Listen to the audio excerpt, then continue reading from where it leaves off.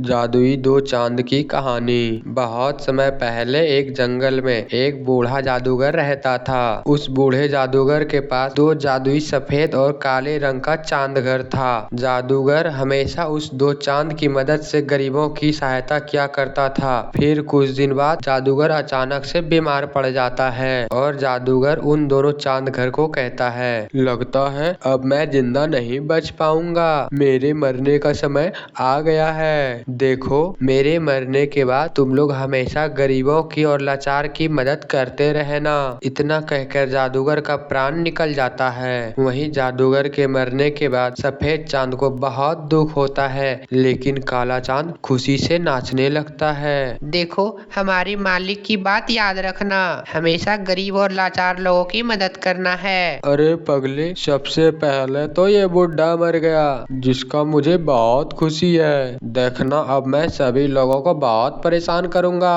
और मजे लूंगा। इतना कहकर काला चांद खूब जोर जोर से हंसने लगता है और देखना, इसमें मुझे बहुत मजा आएगा। पहले ही दिन उस दो जादुई चांद के पास उस गांव से दो महिला मदद मांगने चली आती है। कल रात बारिश की वजह से मेरा घर टूट कर बह गया है, कृपया करके मेरी कुछ मदद कर दो चांद। हाँ हाँ चांद जी, मुझे भी थोड़ी बहुत पैसे दे दो, मेरा भी घर टूट फट गया है, जिससे कि मेरा टूटा हुआ घर ठीक करवा सकूं। देखो बहन, मैं तो सिर्फ अनाज ही दे सकता हूँ, लेकिन ये काला चांद आपको पैसे और घर दोनों दे सकता है। हाँ, वो ठीक कह रहा है। मैं जितना चाहूँ उतना घर और पैसा दे सकता हूँ, लेकिन मेरी भी एक शर्त है। तुम दोनों को आपस में लड़ाई करनी होगी। तुम दोनों उसमें जो भी जीतेगी मैं उसको माला माल कर दूंगा। हा हा हा हा हा। बेचारी उन दोनों औरत के पास लड़ाई के अलावा और कोई रास्ता बचा ही नहीं था। बेचारी वो दोनों औरत काला चांद को खुश करने के लिए लड़ाई करने लगती है। माँ, मेरी बाल तो छोड़ दो, मेरी टांग टूट गई रे, कोई मुझे बचाओ। अरे अरे, मेरे पेट फाड़ दोगी क्या?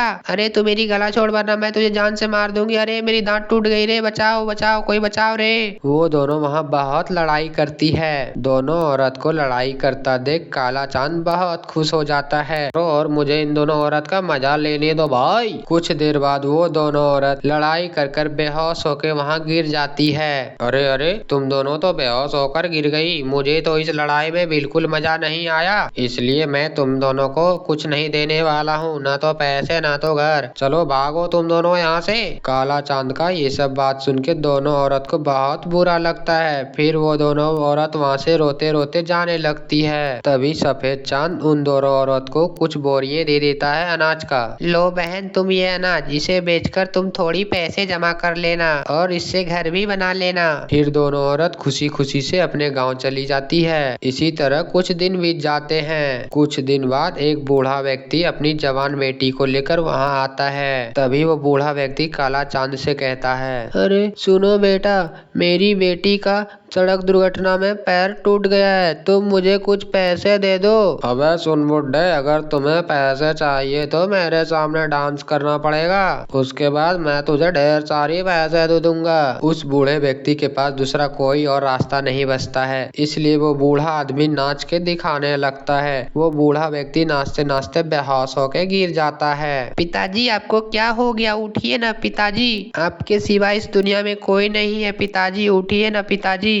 हे भगवान, मेरे पिताजी को क्या हो गया? बचा लीजिएगा भगवान। ओए लड़की सुन, तेरे बाप को तो बिल्कुल भी डांस करना नहीं आता, इसलिए मैं तुझे एक भी रुपया नहीं देने वाला। और अपनी बाप को उठा और यहाँ से निकल जा। हा हा हा हा हा। ओए सुन काले चांद, तुम बहुत बुरे हो, तुम्हें बुरे कर्मों का बहुत सजा मिलेगी। इतना कह के वो लड़की अपने पापा को लेके घर चली जाती है। यह सब करके काला चांद बहुत खुश होता है। दूसरी तरफ सफेद चांद बहुत दुखी होता है। इसी तरह दिन बीत रहे होते हैं। पास वाला गांव में बहुत तेज भूकंप आता है। पूरा गांव भूकंप